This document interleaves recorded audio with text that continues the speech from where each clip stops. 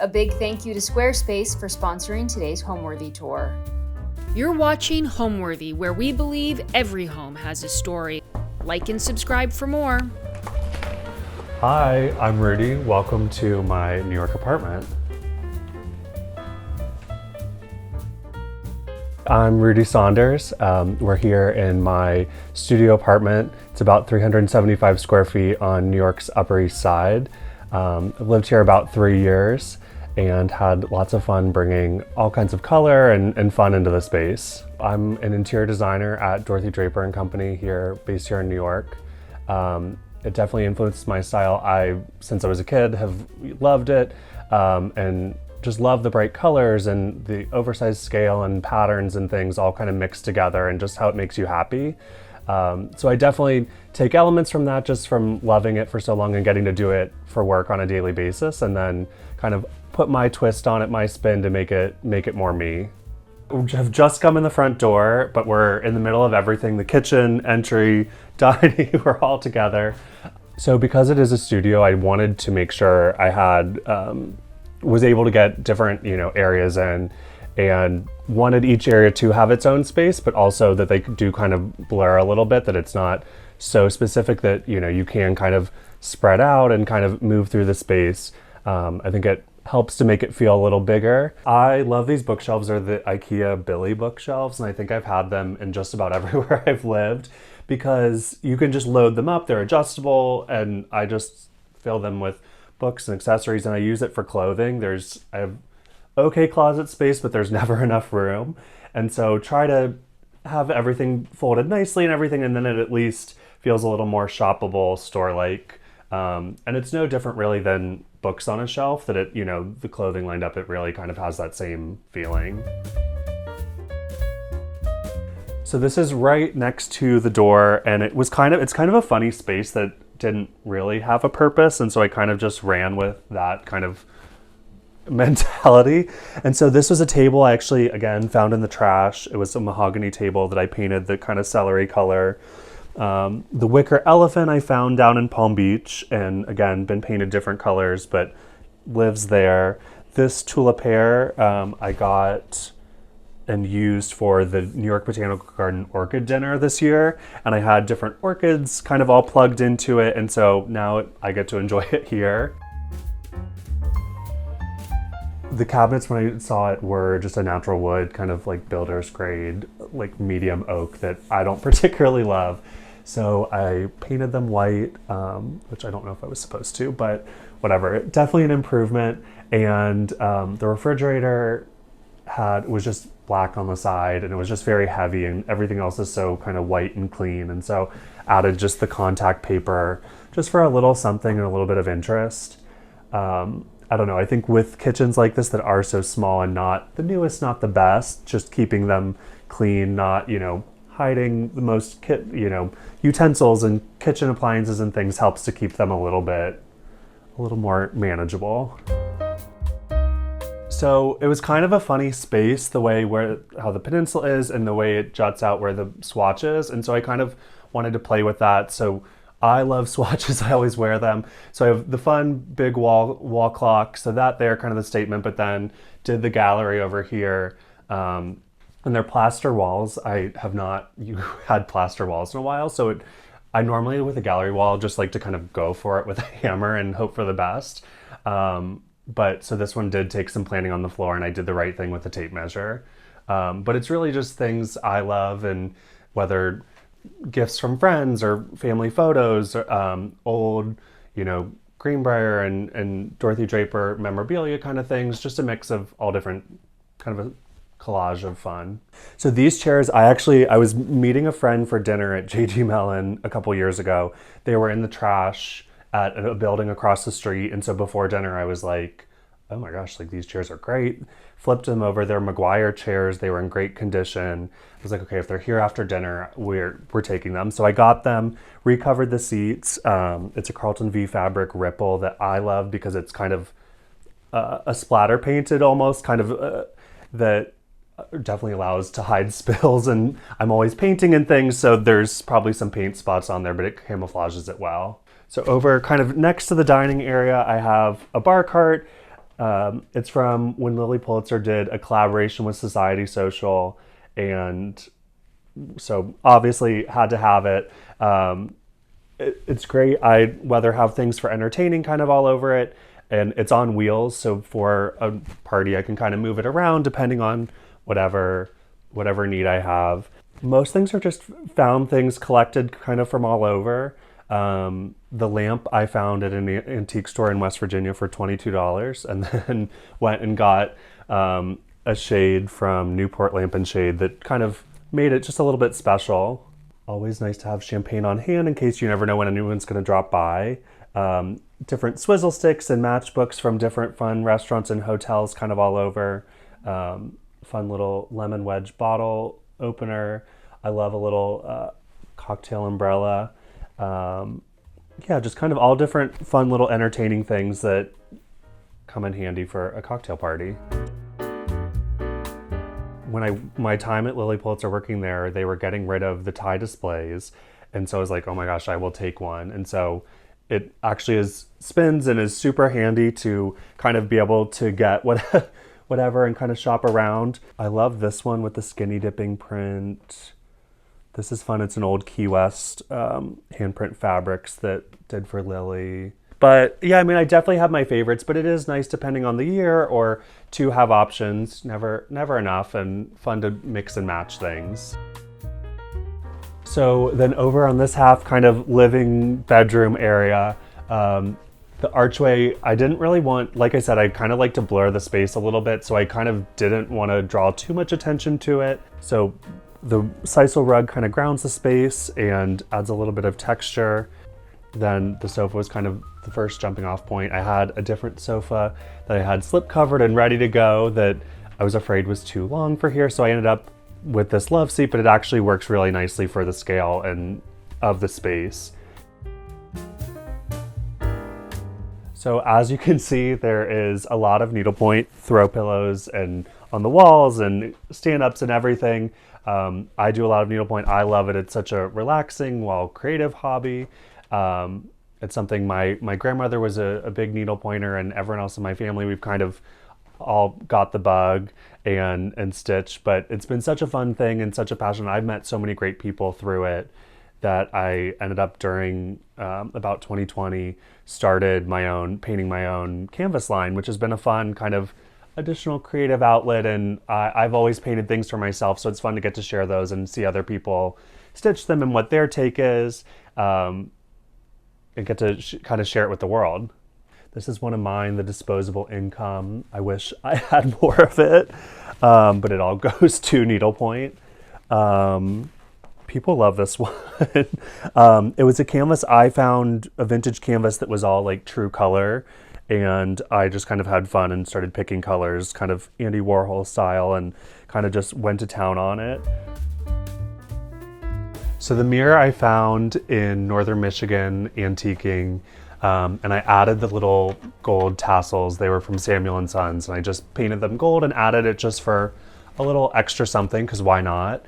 And so I definitely, again, the gallery wall's over there, so wanted this to be a little bit more clean. So did the brackets, and these are all different collected pieces, whether, vintage store finds, the birds were my grandmother's, things from Chinatown. So just kind of a mix of things. The brackets are both a mix of found ones. I painted that Kelly green, or the acrylic kind of for that like a little bit cooler twist, so it didn't feel so stodgy. So just a very classic kind of traditional thing, but with a little bit of a twist. The sconces I added, just there isn't overhead lighting over here, so it's nice to have additional light over here. The reading lamp, again, for needle pointing, have very planned needle pointing lights kind of throughout. So these are plates. They're, my grandmother collected them. Wedgwood did every year a different Cincinnati scene by the artist Caroline Williams. And she collected them over the years, and our family always uses them for special occasions and things. And so I have some of them here. Just a nice kind of thought of home without being too, too kitschy, but I love the white against the blue. I think is a really nice statement, and I also kind of funny to have it over my bed, but I do have been known to snack in bed, so it kind of works. I consider myself a collector. I think it probably verges on hoarder. But I think hoarder, like, it's good things, right? There's not, there's not trash. There's not, anyway. Yes, so there's lots of things, but I think the key to having lots is everything being very like crisp and in its spot. I think, you know, if everything was kind of all over the place, which behind me, it clearly is all over the place, but everything has its spot and is ordered in my head that it makes sense. So over here, side table, that it was a natural rattan. I painted it white. Most all of the rattan, unless it's the natural still, has been painted 12 different colors. But this was, it's by a friend of mine named Laura. She has a company called Papier Fleurs, and she makes these geranium paper flowers, and I fell in love when I first saw them, and it's so great. I love to have fresh flowers around the apartment and plants and things, but I do travel a good amount, so it is nice no matter what to walk in and have some sort of lifelike thing, and it's fake flowers without being like the typical, you know, plastic flowers that we all don't necessarily love. So it's kind of a little bit more of an art piece. And then beneath it, I don't know if you can see, but there's a tree trunk that I just got at Martha Stewart's tag sale. It's painted white, and it's great. I've been using it for books, but I always like to, before I put a book on a shelf or a piece of clothing away, I like to wear it or read it or whatever. So that kind of has given me a spot to the books to read. So I love coffee table books, love getting inspiration from them, and such like a treasure trove of just inspiration to the world. And so I find I'm always collecting, always finding new ones. And I was at the Met a couple weeks ago, and I find you can't go to the Met without shopping in the gift shop. And so as I'm like walking back with 3 coffee table books to my apartment, I was like, oh, this is going to be a nightmare to move out of here someday. But I don't know, there's such a great, you can find so many different ideas, or even, you know, how to take things in a different way. So these are the Billy bookshelves again. Again, stuffed full of stuff, but kind of a mix of clothing and books. These are a lot of my Lily Pulitzer shorts. I worked there for 7 years, but I've loved the brand for the longest time and love wearing them.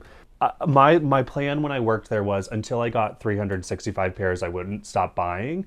So I was like, this is like a usable amount that if I am wearing them, it's probably a little bit too much for Manhattan, maybe better suited for South Florida, but here we are. I always wore Lily Pulitzer, you know, for the longest time. I think this is the first pair I bought, and it was for my high school graduation party that I bought with my own money, and it's I love, all the prints have different like fun names, and they have Lily hidden somewhere. So this one was called R because of the pirate swords, but it's like the cocktail swords, which I think are so fun. And so I love still getting to wear these and from them, and then obviously have bought a lot more since, but these ones are special for that. So I really, tried to really, you know, keep them folded nicely, and kind of the same idea of books that, you know, it visually kind of reads the same and makes it kind of like a shoppable kind of thing without having to pay money again. But yeah, I have shoes down there kind of shoved in. And then with the books, I really try to sometimes sort by color. In this case, didn't. Some are more by size, some are, you know, different, but I really try to keep by subject matter. So here's New York ones and novels. These are all of my Carlton Varney books, different design books. So try to at least within a theme, which also makes it easier to find and reference.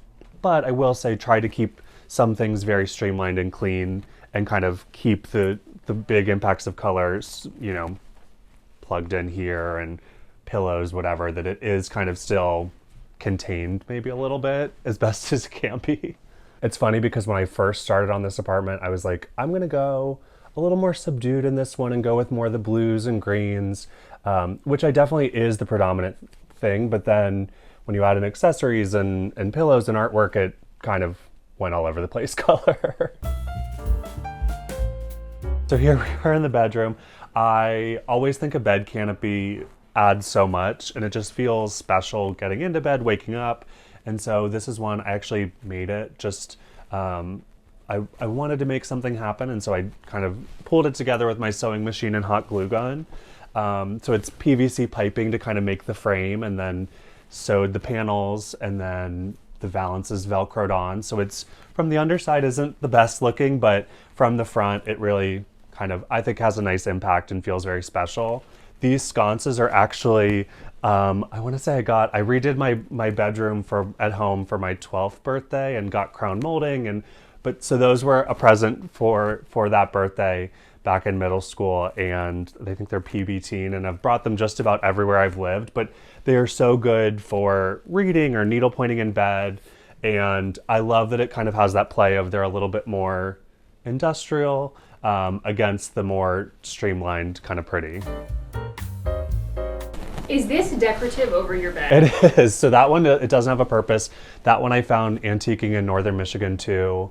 And it's been just about every color under the sun for different spaces. But I just think it's such a fun little addition. Again, doesn't put off light, but I think just feels special and kind of a nice touch. So it's, unfortunately, we don't have central air in walk-ups here in New York, but added the monogram sticker to it just because why not? Everything, if you can put a monogram on it, why not? I think you have to think of yourself like on a cruise ship. You know how everything has its compartment and everything has its place. So, you know, the suitcases are full with things in the closet, and my skis are tucked under my bed. And so things like that you really have to kind of think through where things are and have everything to have its spot in order to get everything in here.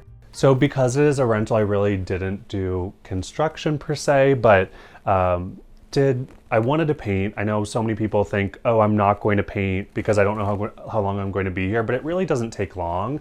And I think makes such an impact that this blue is very calming, but it's also a very happy blue. And I think it's a nice backdrop for everything. So I'm glad I did that.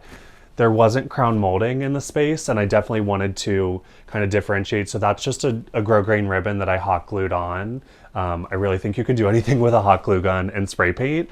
And so that's what that is. But I don't know. I didn't know how long I would be here, and I still don't know, but it's nice to have these things. I'm so glad that I did put in the time to make the bed canopy, and I did. The pagoda cornices were actually, that was kind of the fabric jumping off point for the space. I love it. It's a Carlton V called Puff. I love the blue green, and it has so many of those shades in it that I kind of could pull throughout and kind of carry it throughout the whole apartment. So those I traced foam core and then batting fabric, and then with hot glue and duct tape on the back kind of. So again, from the front look nice, from the outside probably not as nice, but for here, for me, it's good. And just adding, you know, the trim across the top, and again, the trim across the bottom of the roller shade makes just that little detail that I think puts in that extra moment, both for you and anyone who comes over.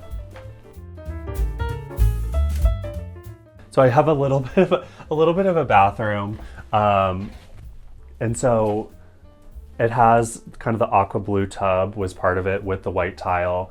And so it kind of worked with the blue color palette. And so kind of, I wanted the whole space, because it is so small, to feel connected. And so use the fabric on the shower curtain I made. It's Carlton V High Garden with the pagodas, and it has the blues with the pops of kind of that green. Made the sink skirt, it's a wall-mounted kind of utilitarian sink, and so it also has great storage, all kinds of things hidden under there. Yeah, and I think adding artwork up here, I think it is important because it is, you know, a spot you live in, and so why not have artwork in your shower and that kind of thing that really does kind of make it still feel like another room. Thanks for watching. For more home-worthy content, be sure to like and subscribe. Hi everyone, thanks so much for watching our latest Homeworthy episode. Welcome to my New York City terrace. Before you leave, I want to tell you a bit more about today's sponsor, Squarespace. They are the ultimate platform for beautiful website design.